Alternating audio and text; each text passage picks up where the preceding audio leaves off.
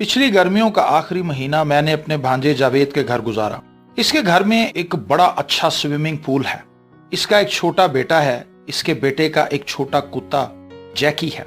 मैं कुत्तों के बारे में चूंकि ज्यादा नहीं जानता, इसलिए इतना समझ सका हूं कि वो छोटे कद का निहायत मोहब्बत करने वाला और तेजी से दुम हिलाने वाला कुत्ता है। जैकी की ये कैफियत है कि वो सारा दिन खिड़की की सिल पर अपने दोनों पंजे रखकर खिड़की से बाहर देखता रहता है, और जब आवारा लड़के इसे पत्थर मारकर गुजरते हैं तो वो भौंकता है।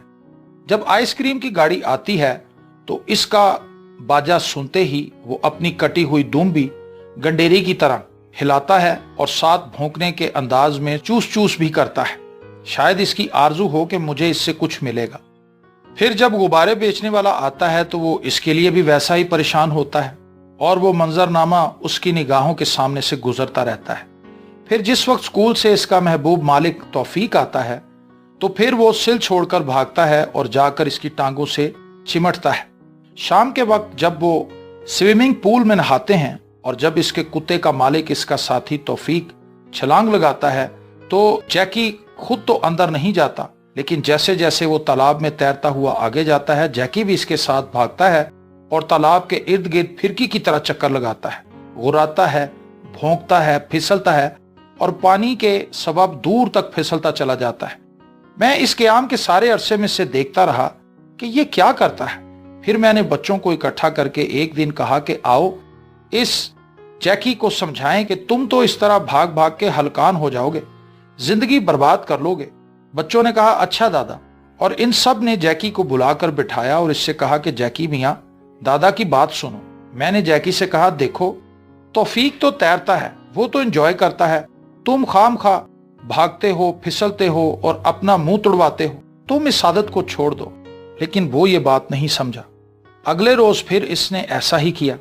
जब इसको मैं समझा चुका और रात आई और मैं लेटा, लेकिन बहुत सारी करवटें बदलने के बाद भी मुझे नींद ना आई, तो मैंने अपना सर दीवार के साथ लगाकर ये सोचना शुरू किया कि मेरे बेटे ने जो CSS का इम्तिहान दिया है, क्या वो इसमें से पास हो जाएगा?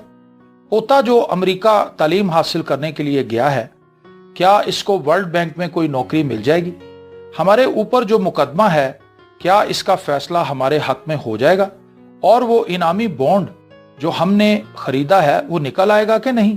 मेरी इतनी सारी बेचैनी और ये सब कुछ जो मिल मिलाकर मेरी डिजायर्स, मेरी आरजुएं, मेरी तमन्नाएं और ख्वाहिश गडमड हो गई, तो मैंने कहा कि मैं भी किसी सूरत में जैकी से कम नहीं, किसी सूरत जैकी से कम नहीं हूं। जिस तरह से वो बेचैन है, जैसे वो तड़पता है, जैसे वो नासमझी के आलम में चक्कर लगाता है, तो हालात के तालाब के इर्द गिर्द मैं भी चक्कर लगाता हूं। तो क्या मैं इसको किसी तरह से रोक सकता हूं? क्या मैं ऐसे सीधा चल सकता हूं जैसे सीधा चलने का मुझे हुक्म दिया गया है? मैं जैसे पहले भी जिक्र किया करता हूं, मैंने अपने बाबा जी से पूछा कि जी बेचैनी क्यों होती है, क्यों इतनी परेशानी है, क्यों हम सुकून कल्ब के साथ और इत्मीनान के साथ बैठ नहीं सकते हैं?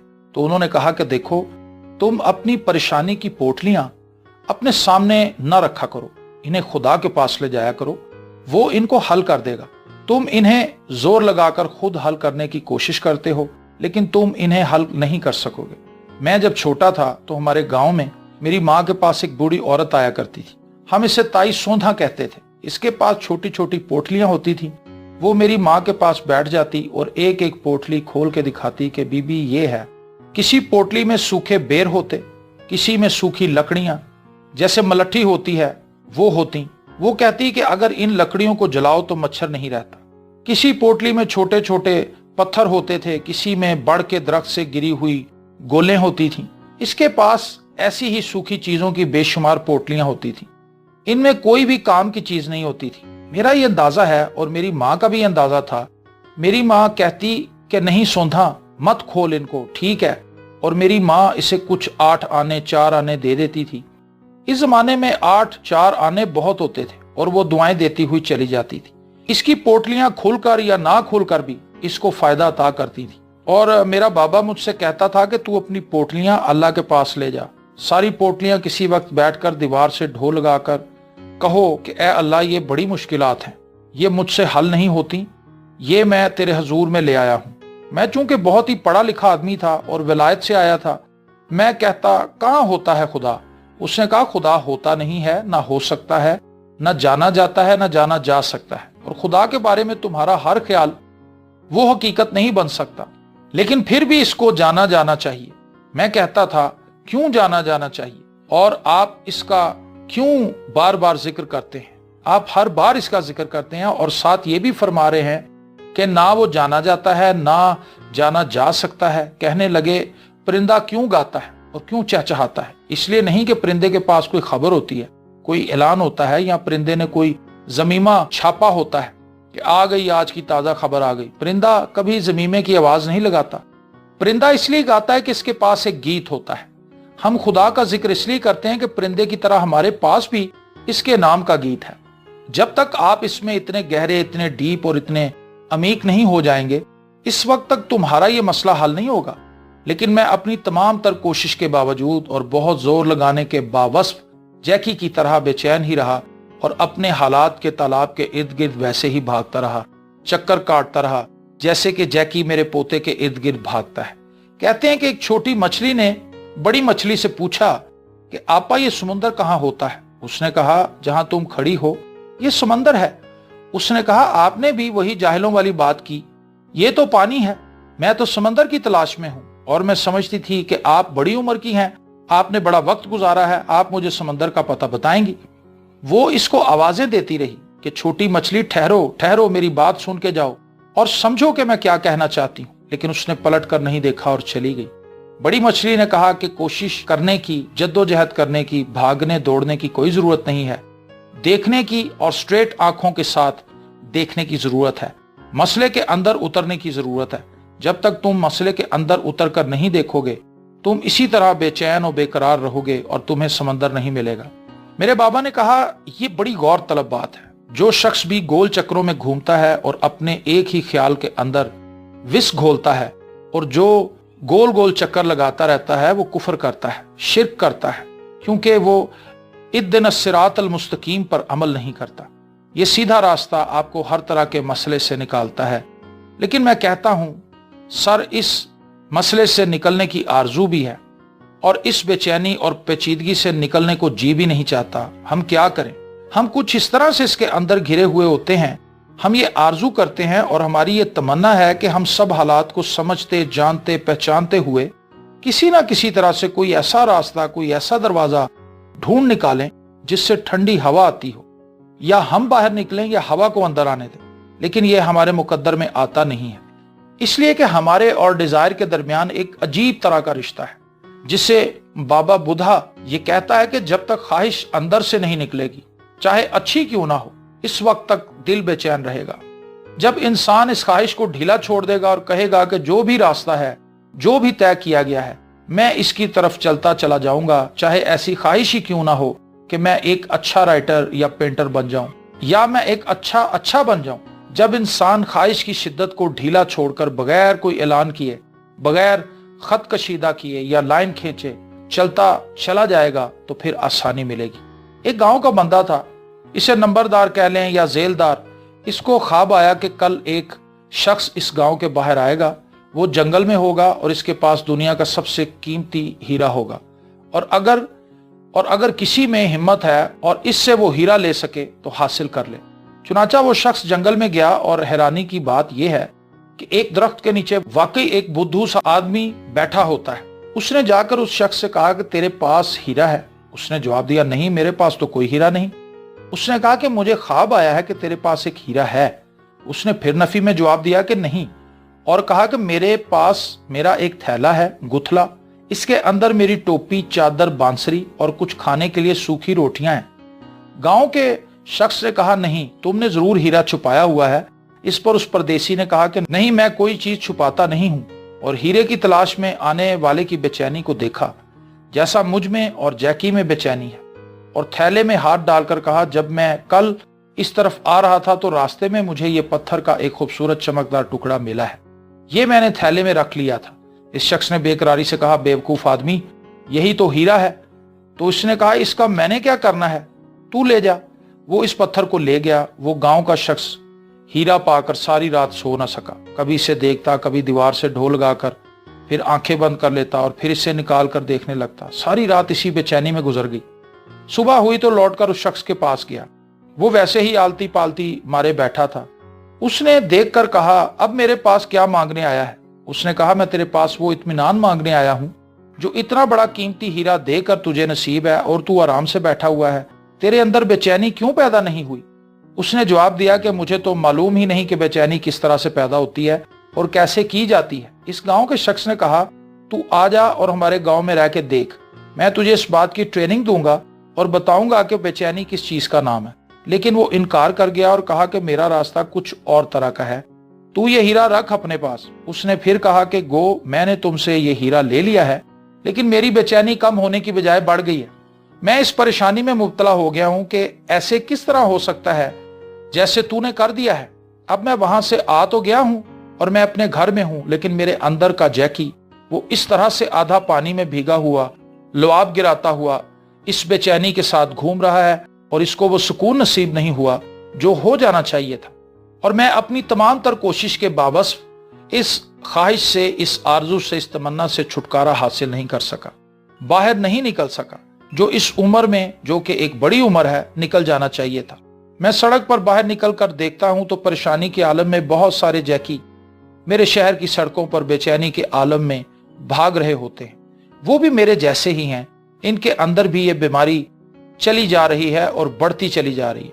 मैं लौट कर आ गया हूं और इस वक्त अपने वजूद की खिड़की में आरजू के दोनों पंजे रख कर बाहर देख रहा हूं और हर आने वाली चीज को देख रहा हूं और हासिल करने वाली चीज के लिए बड़ी शिद्दत के साथ दुम हिला रहा हूं। मेरी कोई मदद नहीं करता, कोई आगे नहीं बढ़ता। हालांकि मेरी ख्वाहिश ये है कि ऐसे लोग मुझे भी मिलें जिनके थैले में वो मनमोहना हीरा हो जो लोगों को देख चुकने के बाद कुछ अता कर देता है। अब जबकि मैं बड़ा बेचैन हूं और इस उम्र में ये बेचैनी ज्यादा बढ़ गई है, तो मैं समझता हूं कि इसमें एक बहुत बड़ा हिस्सा मल्टीनेशनल का भी है। पहले ये चीज नहीं थी। एक सुबह जब मैं जागा और मैं बाहर निकला तो मेरे शहर के दरो दीवार बदल गए। इसके ऊपर इतने बड़े बड़े होर्डिंग, साइन बोर्ड्स और तस्वीरें लग गई हैं जो मैंने इससे पहले नहीं देखी थी, जो पुकार पुकार कर मुझे कह रही थी कि मुझे खरीदो, मुझे लो, मुझे इस्तेमाल करो। मैं इनको नहीं जानता था। आप यकीन करें, आज से 70 बरस पहले भी मैं जिंदा था। मैं खुदा की कसम खा के कहता हूं कि मैं आज से पहले जिंदा था और बड़ी कामयाबी के साथ जिंदा था और सेहतमंदी के साथ जिंदा था। और अब इस बुढ़ापे में मेरी इनकम का 70% हिस्सा इन आइटम्स पर खर्च हो रहा है जो आज से 70 बरस पहले होती ही नहीं थी। 1960 में ये आइटम्स होती ही नहीं थी। ये एक बड़ी ट्रेजेडी है।